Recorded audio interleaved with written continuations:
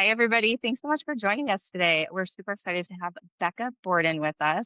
Becca is a PhD behavioral scientist, a certified menopause coach. So we have a ton of questions for her. She has a business called Hot Stuff Coaching for Women. She was in corporate HR for many years and did kind of a mid career pivot. And she is the mom of two adult kids, one son, one daughter, both in their 20s. So we're super excited to hear all about Becca's journey and have some fun. So welcome to the show. Thanks. Happy to be here. Welcome, Becca. We are so excited. I love, first off, the name of your business, and it's called Hot Stuff Coaching. Yes. Oh my gosh, I can't wait to get the background on that. I can relate. I am in my mid 40s and I am in it. I am 45 and all the things like that come with perimenopausal, just the anxiety, the just, the sleepless nights, the like sweating and actually just like stinking. I never thought that I stunk before, but now I'm like, oh my gosh. So I want to talk about all those things, but let's go back to you know, where it all started, how you got a PhD, that's a lot of, studying and education and all the things and what kind of led you in that path. And let's hear all about it. Okay. All right. Well, so, you know, it's pretty straightforward. I mean, I think when I look back, I was always interested in helping people. And, as most kids do, you look at a variety of different things. What could I do? And in high school, actually, psychology captured my interest.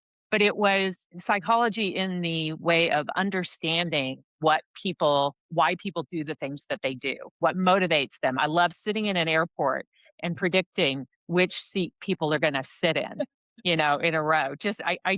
I love that. And then understanding the theory behind it and why they make the choices they do and so forth. And so going into college, I said, okay, perfect area to major in. And I focused on that area. And coming out of that, then you can't do a whole lot with psychology without getting a graduate degree. And, people were either like, oh, I really want to be a therapist. And I knew I didn't want to do that. I knew I didn't, as much as I want to help people, I don't want to bring their problems home with me. And that's what I do. So I took a behavioral route and found an area called industrial and organizational psychology where we basically apply an understanding of human behavior, motivation, goal setting, all of those things to the workplace. And so I got my PhD, went into the workplace and started applying it, which was wonderful. I mean, I loved being able to do that and use what I'd learned in the workplace.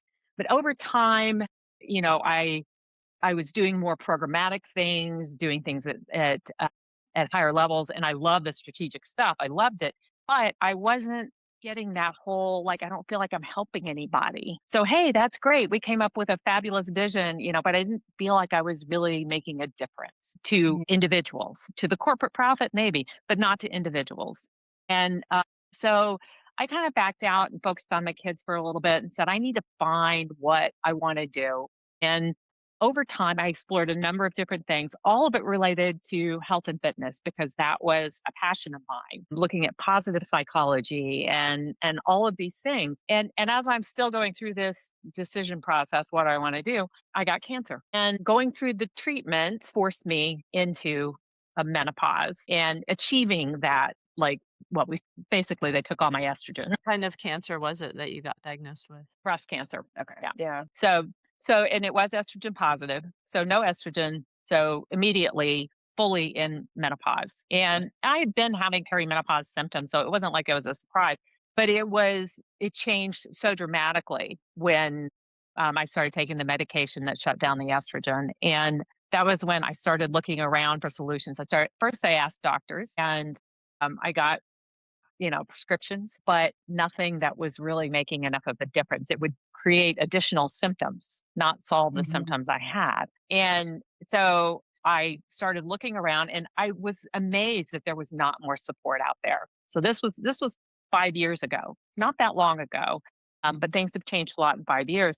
And when I did dig in, I found, strategies, behavioral strategies around self care. So managing your sleep, your stress, your nutrition, your Mhm. exercise, that making all of those things, making changes to all of those things to adapt to the way your body has changed is what can make a difference for women. And so when I realized that menopause coaching was a real live thing. I said, this is what I want to do. I feel a Yeah. calling. I want to do this. I want to help women first learn earlier what this is, recognize what's happening to them, and then do the things that are going to make them more comfortable through menopause, but Mhm. also make them healthier because there's women when we don't realize this because it happens so much later and nobody talks about it, but what happens during menopause changes our entire health profile. So women are healthier than men until they pass through menopause. And then the data says that their health risks go up and they're not as healthy as men.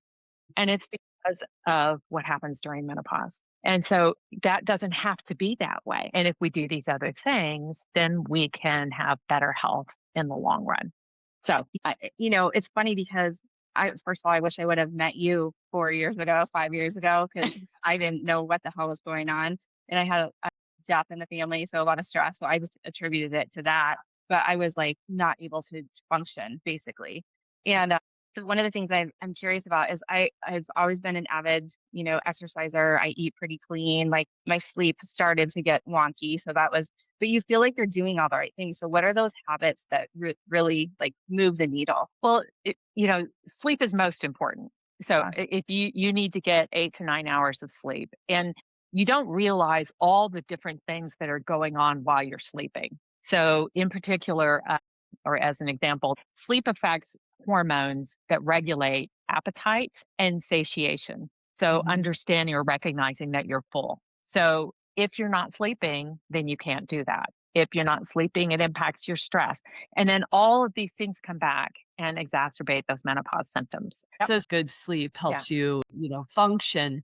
But what are some tricks that you have up your sleeve that can help people get good sleep? Because I think one of the things that I experience, it's just hard to sleep, right? Our minds are spinning. You're thinking about all the things. You're hot. You're like, just.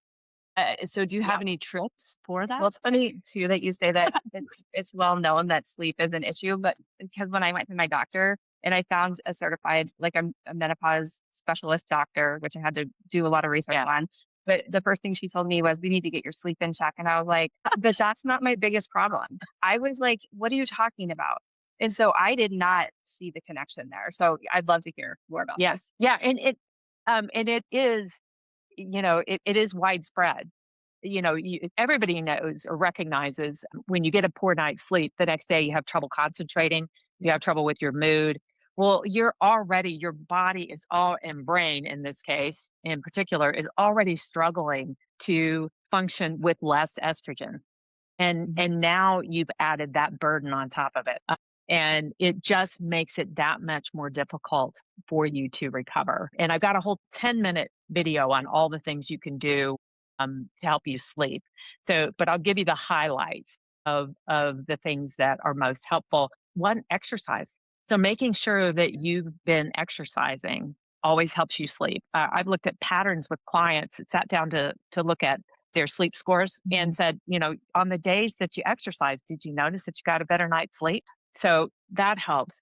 A big one for me, Lori, was breathing strategies. So that's where, you have to do a variety of things to get the brain to stop spinning. So Mhm. breathing strategies is one, and there are apps that can help with this. I've tried Calm, and I really like Headspace. And Mhm. they're geared towards meditation, but basically you adapt the same breathing strategies in stressful situations and for sleep. Yeah. And so it's all about getting your brain to shut down. You can do things like read before you go to bed to help you shut down if you've got something on your mind. Anything that helps your mind shut down. There are hygiene factors like, I mean, we all should know this, right? Dark room, cooler temperatures is something. So when you start having the night sweats and the hot flushes, you go, oh, it'd be better if it was cooler. Well, yeah, it would. So ideal sleeping temperature is like 64. Oh, So yes. lighter, yeah, yeah. So you want to keep the room really cool. You want it quiet, noise machines, things like that. If you've got noise. Now, all of this is harder if you're a caregiver, and more women who are going through menopause are caregivers, either to their Mhm. children or to their parents. And I don't have a lot of great solutions for that. You can take naps during the day to help you function. But, the more sleep you lose through that kind of thing, the more you're going to struggle. So that's challenging. Other things to help you sleep, not drinking liquids approximately 2 to 3 hours before you go to bed. Not peeing every Um, couple hours. yeah. Yeah. And there's a lot of things you can do around. It's not just that, it's strengthening your pelvic floor so that you can hold it longer. So one of the things that's going on as you approach that menopause point. So during perimenopause, so your ovaries are running out of eggs, right? Mhm. And when they do that, they start to shrink. And think of a very, like, if you packed your suitcase to go on a trip and it's very, very full, and then you pull something out and it's a soft sided, it kind of collapses, right? Yeah. Well, your pelvic floor sits on top of all these organs that are packed tightly in there, and your bladder sits on top of your pelvic floor. So as those ovaries shrink, your pelvic floor doesn't have the same support that it once did. Oh, interesting. And so your bladder, if you have to be doing things to support your pelvic floor, and then that can help you sleep longer. Can vaginal estrogen also help you sleep through the night, like, without like, I heard it can help with, like, urgency, frequency of It urination? can help. It can help with some genitourinary symptoms. It's Okay. not its primary focus Okay. in terms of a solution, but it can. Yeah. I mean, more if anybody, for those that are having genitourinary symptoms, I recommend going to a pelvic floor specialist. And there's a lot of different exercises you can do both to strengthen and to learn to relax your pelvic floor that can have a longer term impact. Okay. Awesome. And then you were also talking about nutrition is a huge part of things, and you can talk a little more about Yeah. some nutrients that we should be paying attention to, and then obviously the exercise, which you touched on. If you're exercising and moving your body, it's going to help you sleep better. But specifically, personally, as you said, are these things that you tried because you knew you were supposed to try them, or you tried because you were just like, "Hey, if I start like, did you do it because it's Yeah. what you learned, or did you do it because you're like, "Oh, well, let's see if this works," kind of thing? So I had already been trending in that direction because it was working, Mhm. but there are other things that I've been resisting. With nutrition and with all of this, but particularly nutrition and exercise, doing the same things that you did in your 30s, your 20s and Does not work. 30s doesn't work the same way. And so we all realize this, but it's because for example, with nutrition, the lower declining levels of estrogen impacts your gut microbiome and things change down there. And so, for example, fiber moves to the forefront. So Mhm. the first thing I do with every meal is look and go, okay, where am I getting my fiber? Actually, Okay. my friend has nicknamed me the fiber whore. Every Maybe that's what we'll name meal. the podcast. Cyberwar. I like it. Can I say whore? Yeah, But we're Yep. explicit. You can say it whatever. so one of the things I do with clients is I go through what are the health risks that are most relevant to you. And for virtually every health risk that women face coming out of menopause, eating more fiber will help improve your odds and reduce the risk. So it's just a very smart thing to do, but your gut has adjusted and it needs more fiber. Yes, you still need protein and carbs, Mhm. but fiber becomes more important. Drinking water also becomes more important. You should be drinking half your body weight in ounces of water per day. I love this thing. It doesn't have the ounces on it, but I know if I get 3, I'm like, "Okay, I'm good." Once dressed up in this jacket that I wear a lot and carried around a water bottle and he said, "Look at me, I'm mom." Making fun of me. And now both of them have come around and gone, Yeah. "Okay, yeah, we need to drink more Yeah. water." But Becca, here's Um, my problem is like I'm really bad about drinking it during the day, and then I'll be laying there at night and being like, I did not drink enough water today. So then I Yeah. chug the water and then I have to go to the bathroom and then I can't sleep. exactly. Yeah. It's a vicious cycle. It is. And so this is where the coaching comes in, and it's we have to change your habits. Mm. And so in the coaching sessions, we look at, how are you doing things now and can we make adjustments so that you can get enough water earlier in the day or throughout the day and reserve that time right before bed so that you aren't sending yourself to the bathroom multiple times. Yeah.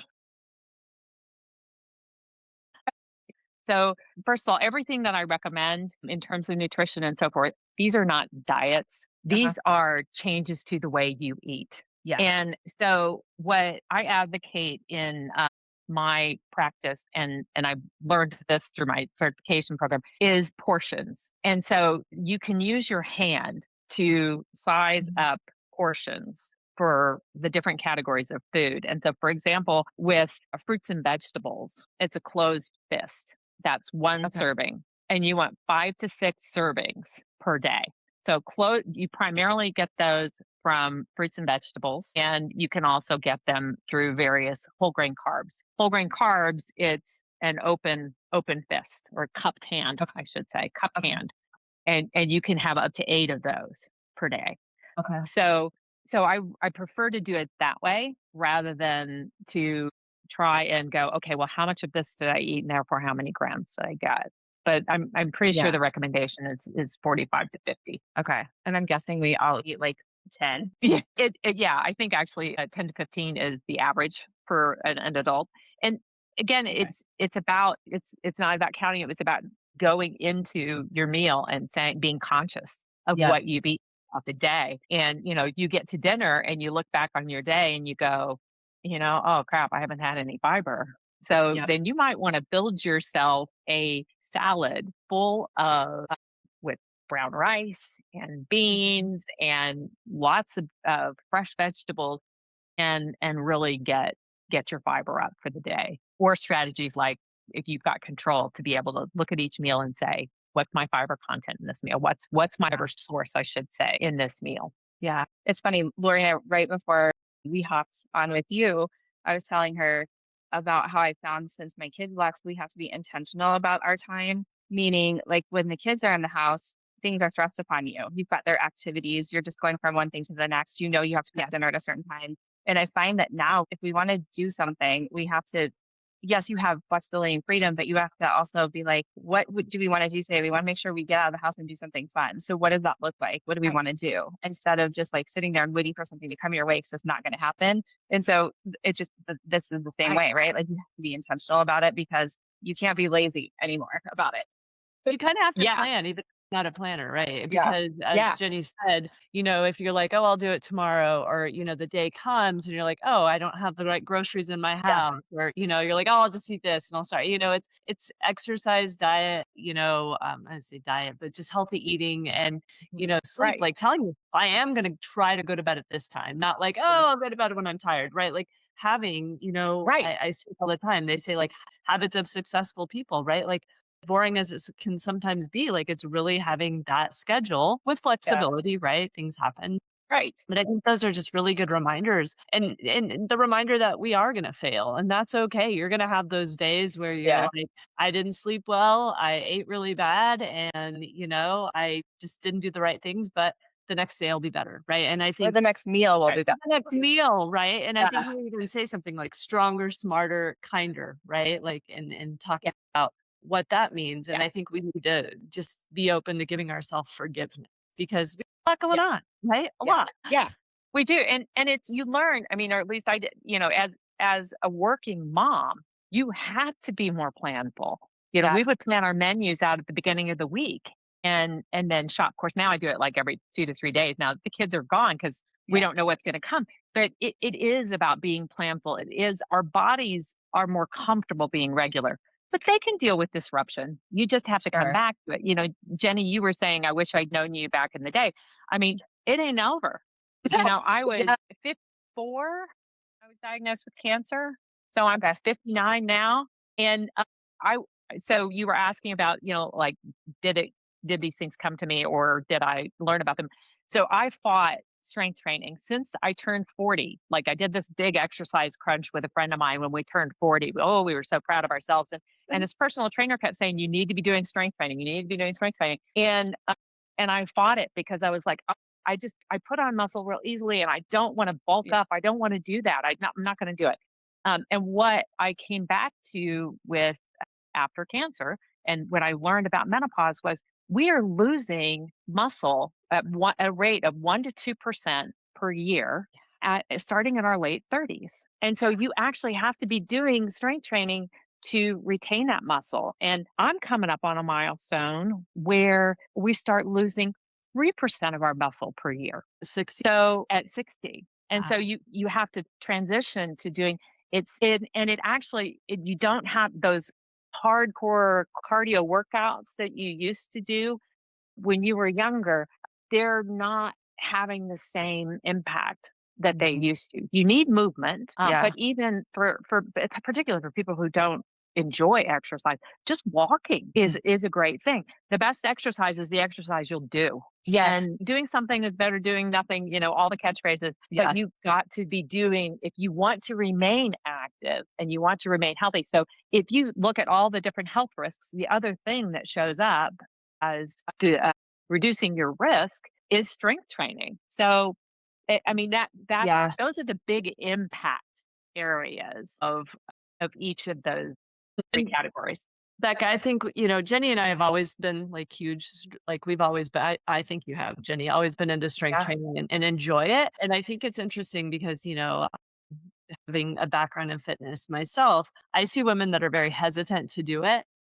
And once they get going and they start feeling and seeing the difference, and for many, it's just feeling, not necessarily seeing right away. Like, Mhm. not only they just feel stronger. I don't know if you've seen this. Oprah is now on this massive strength training. Yeah. She's lifting And heavy. Yeah. I think she's a huge inspiration because it's like showing that someone that maybe wasn't She's into that 70, I before. think. What's that? And I think she's about 70 now. Yeah, and she's, like, doing Yeah. deadlifts and, squats and Yeah. all the things. I think it really builds that confidence as a woman, and back to what I was saying is every maybe not all the women jump into it and start to fall in love with it, but I've never trained someone that started to do it and then just hated it. Like, there's always some, like, Yeah. gratitude towards Yeah. it. Yeah. And it's one of those things that you got to get them started. And so this is again Yes. where the coaching comes in is the hardest part is getting started Yeah. and keeping the habit. And so, Yeah. with every client, I try to find ways for them to fit it into their lives because and you don't see quick results. Yes. So Yeah. it can take some time to see the results. And so it's really, really key to get them started and into a habit that they'll stick to. But My once they mom, see the she results lifts she's gonna be 80 and she lifts every day now, like light weights. I'm trying to get her to lift a little bit heavier, but she lifts light weights, but she didn't used to. Like this is something that she's done in the last, I don't know how many years. It's never too right, late to start unless you are no longer on this earth, you know? say my target audience is women 40 to 60 Yeah. because that somewhere in there they're in the menopause transition. But coming out of it, I mean, it again, this whole muscle loss thing, that isn't that isn't menopause, that's aging. And it just happens to hit women at the same time that we're going through the menopause transition. But men are having the same thing happened. So it's good for Yeah. aging to do strength training. Now, Lori, I don't know if you are ready for this yet, but I do want to ask some questions about back when you were in corporate HR, but I don't want to Mm. Oh, pivot you're until you're ready. let's jump into it. Let's talk about, so I wanted to get clarification on that, Becca, because you did say, like, you were in the corporate world, and I wanted to clarify, were you in the corporate world using your degree, or were you in the corporate world working and doing in a different industry? I just wanted to clarify that. So I was using my degree, but it was across industries. So I Okay. started out in consulting, using my degree, and I was primarily consulting to HR organizations. And then when I moved into actually into Sun Microsystems was my first gig after consulting. I was still supporting a consulting group that was delivering functions around employee selection and retention. And then when I moved into other roles within Sun where I was more broadly doing organizational development work, and so that's the direction that I went to. But then I went, so that was tech, and then I went into telecom briefly, and then ended up at Vail Resorts. So I've worked across a lot of industries. Yeah. Well, you and I have both have CTI training, like you're certified in CTI. Coach. Yeah, So we both were at level 3. We have some similarities, which is funny. And And yeah, Lori, a lot of times organizational psychology ends up doing HR type stuff because you're dealing with human performance. But one of the things I'm curious about is when you were in the workplace and you were going through this, because you were still in corporate when this happened. Is that correct? When it started, I was in corporate. So looking back, I didn't understand when I was in corporate that I was Yeah. going through perimenopause, but absolutely I was having How did perimenopause symptoms. How did that play out and how did it affect your day-to-day work? Because I think that's the conversation that is just starting to happen. I did not, as I said, did not realize that's what was going on. And my day-to-day work was incredibly impacted. So I'm just curious how it played out and what support you, if any. Like my best period of corporate life. Yes. It really wasn't. Of course, with age, you're moving into higher level positions that have more and more stress. Yeah. So one of the things that happens when you're doing that, so everybody knows the fight or flight system. So your body's producing more cortisol, right, to deal with the Yeah. stress to help you handle that. Well, fun fact, cortisol and estrogen are produced from the same base molecule. So if you're stressed, all of your supply of that molecule is going towards the cortisol.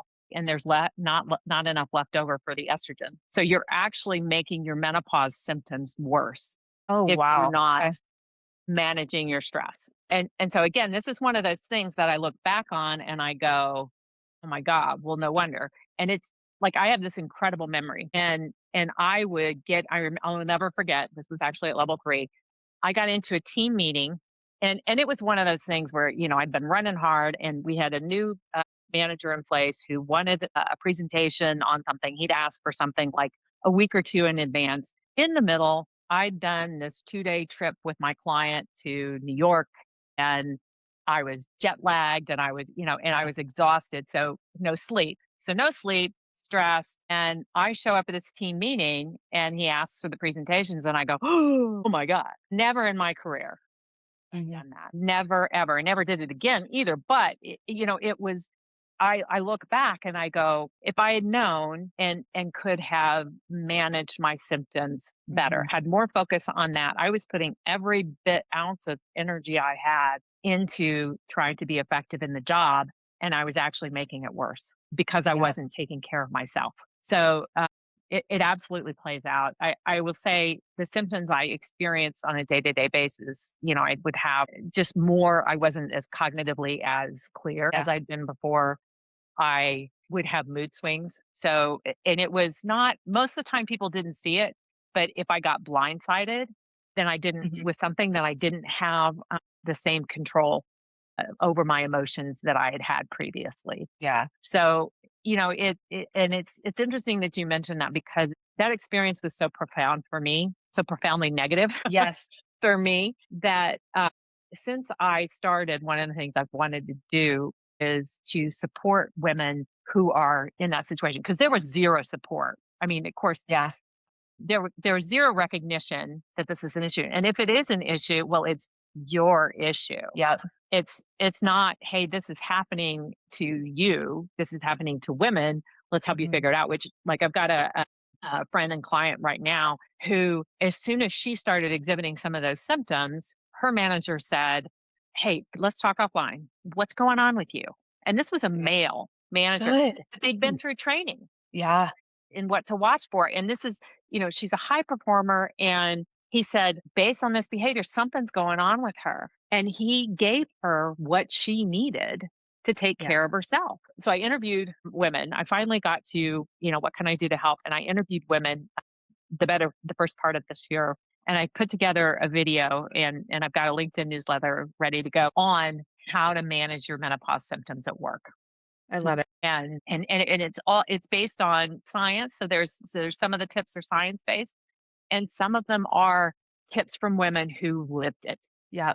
and Yeah. had suggestions. You said something that just really struck me because we always tell our managers if somebody's performance has changed drastically, the first question should be what's going on. And that's not the Yes. first question. It's usually the last question, if it's asked at all. And if somebody had said to me, what's going on? Like, I'd recently been promoted. And then all of a sudden I feel like the shit hit the fan, right? And so if somebody said to me, hey, what's going on? You just do not seem like yourself. You don't seem like seem like you're struggling. What's going on? and supported. If you have that conversation, like you said, he said, let's figure out how we can make this work. Then you're not, to your point, you're not working harder to try to fix the situation. You actually can take a breath and take care of yourself, which will fix the situation. Exactly. Exactly. Nice summary, Jenny. I didn't think Let's about that before, so that's super helpful. Yeah, no, I love all that. I mean, I think, communication, right? Like, it goes a long Yeah. way. Yep. Oh, And so, we got a ways to go there probably. Yeah, we Right. do. but so let's switch gears a little bit. Let's talk about your kids. Your kids are in their 20s. Let's talk about your path. Obviously, you were working a little bit of corporate as they were younger and growing, and then, juggling that. What you do to relax and actually enjoy your time, your free time? So my son, Jake, is a mechanical engineer. So he graduated from Cal Poly a year ago, and he is such a skiing fan, and in particular, mountaineering. So he likes to climb mountains and ski down. And so he missed Colorado so much living in California that he has now taken a job in Eagle and is back in Colorado, which is a lot of fun. We don't see a ton of him during the winter because you got to go on the ski slope to see him. Even this last season, he got more than 50 ski days in. Oh my, not a good season for anybody outside the state of Colorado. It was a horrible season. So that's impressive. Yeah, it was absolutely horrible, and yet he would go out under like horrible conditions too, but he was so committed. But so he's on his path, right, finding his way. My daughter, she'll graduate from Embry-Riddle Aeronautical University in Prescott, Arizona, and she very much finding her way. So she really wanted to be in the military, and she was disqualified because she has a nut allergy, and so she kind of shook her. Well, it's crazy to think about, and so many people go, "Oh, I can't believe that they disqualify her." And it's like, well, yeah, certain jobs, she could function in those jobs Yes. with it, but when you see them have an allergy attack and how it can come on and how it Yes. can disable them, it makes sense. It makes sense. I do think that they could do a little more, and there are some civilian positions working with the military that Yes. she's now considering, and so we'll see. But she's very much exploring her path and where she wants to go. She wants some adrenaline. She wants some excitement there in her life, whether it's travel or whatnot. And so she's very much exploring that at the moment. She's currently living in LA, so she's exploring that whole Oh, she is. adventure of learning about the big city after growing up in suburban Denver. She's been surfing on Venice Beach and playing volleyball on another beach. I don't remember which one. She just did a Love beach it. hike, and so that's what she's doing. I do a lot of camping, hiking, running. So I haven't done my run today. I'm gonna have to do that right after this. And I'm definitely one of those people, Lori, that you were talking about that like once I committed to the strength training and I got Mhm. stronger, like I'm really feeling good. And it's Yeah. not that my son wants me to go run a full marathon with his girlfriend. And I'm like, no, no, I'm not going to do that. But when I'm out there and I'm doing an activity, I feel so good paddling. I love to go paddle Yeah. boarding and kayaking.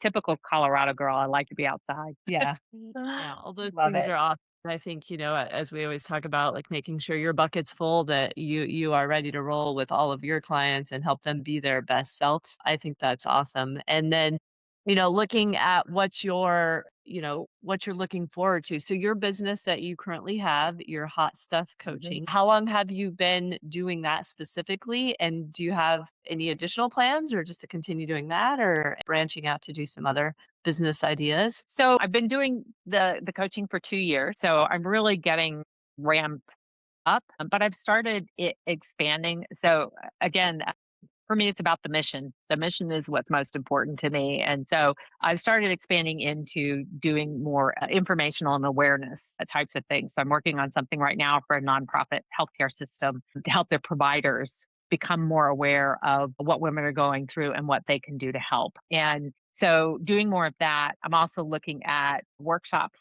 and I'd love to do a retreat. I need a little more help to pull it together, but I'd love to do like a weekend retreat in the mountains where you give women a a sense of here's what managing menopause can Yeah. look like.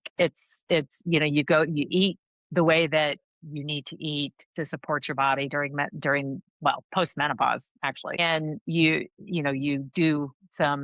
have some strength training options, you have some movement options, you do some stress relief, some breathing exercises, maybe some mindfulness, along the way, so people can sample all of the different things and get a sense Mhm. of what it's like to do that. So those are all things that are coming in the future for that. If you And want a other options. collaborator, listen to the episode we did with Sean Brokeman.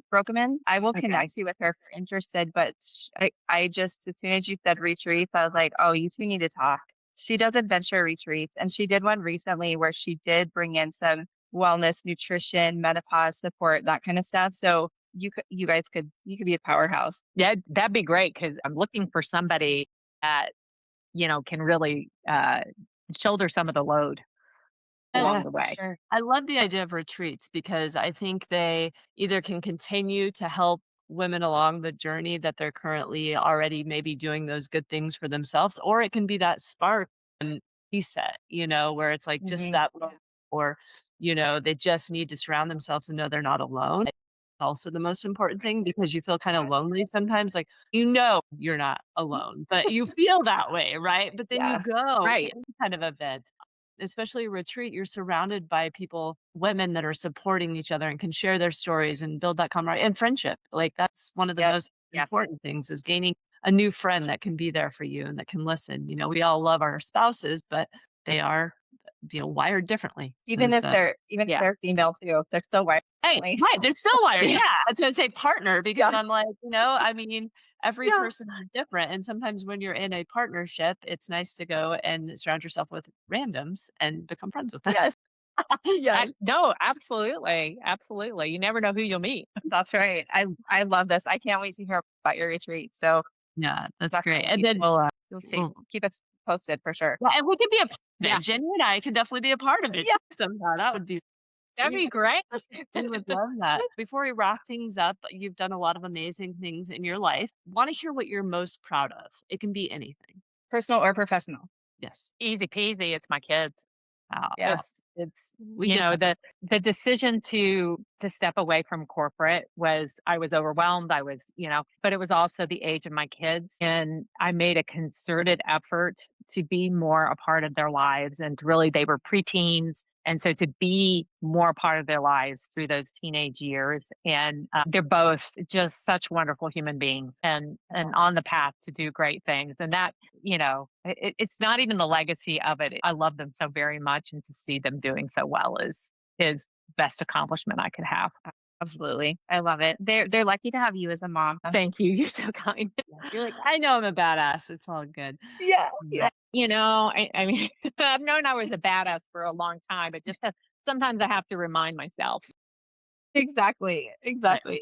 My son's always like, he's 9 now, and he's always like, "Why did you name your show Badass Moms?" I'm like, "Oh, you'll get it someday, buddy. You'll get it." That's Yeah. all. Yeah. Well, good. I watched my son go through that. Like, I don't understand. I don't understand. I get it.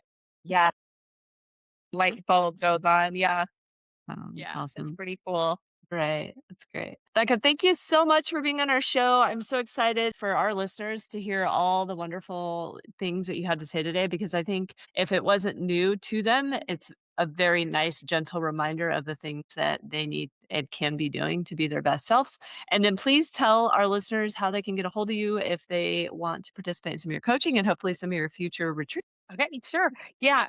The easiest way to do it is to go to hotstuffcoaching.com. There's a contact page. You can send me a quick email, or you can also log on to my YouTube channel. So search for Hot Stuff Coaching for Women on YouTube. And I've got videos on sleep, stress, and soon the one on managing menopause at work. So Yeah. You've got that's how great you find videos. me. Oh, thank you. Thank you. Yeah. This next one is the one I'm the most excited about so far. And I'm so anxious to get it out there. So hopefully in the next few weeks it'll be up. Yes, I'm going to go Perfect. watch I can't them wait to all. see it. I need them all. Thank you Yeah. so much. It's been lovely chatting with you. Thank you. It's great to meet you both. Yeah. Yes. So good to see you.